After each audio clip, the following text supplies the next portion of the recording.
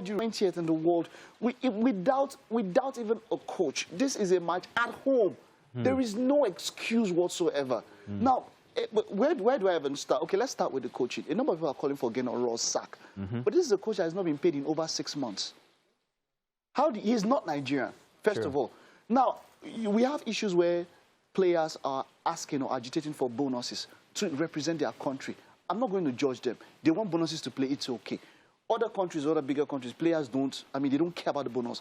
Playing for their fatherland is enough for them to do that. But now, players have agitated for bonuses and then it gets resolved and then they get paid. These are even Nigerians. How much more somebody who is not Nigerian by blood, who is contracted to do a job? He's German. He doesn't have... Coach now, and you don't pay him in over... So do you think his strategy here for the game had anything to do with our defeats? I know you're talking about the distraction that he might be going through. So in the first place, before even going to strategy, Mazino, if you're doing this job and you're not paid for 6 months, how would you... Yes. Well, I don't know. Honestly, let me tell you a fact. How would you It's human nature to actually feel very despondent when you're in that kind of a situation. So my point is that asking the coach to give his best, don't you think it's a miss? Don't you think it's wrong? So what exactly and why exactly do we have a foreign coach whom we can't pay when we can actually perhaps maybe afford one who is used to the conditions of the Nigerian client? So that's the point. So I cannot even start to... of course, I would analyze Gennaro Ross' performance, but even before that, somebody hasn't been paid for 8 months with his backroom staff. Yeah, that is argued. You actually have to consider that. So that's a problem. How do you tell him you messed up? On what term? You can't. You can't. You don't have the moral, you don't have the contractual obligation to say you did not do well. So that's the first problem. A coach and backroom staff that have not been paid for almost 8 months. There are issues that have cost you. We don't want to go into all of that. But then also... Let's talk about strategy now. Strategy.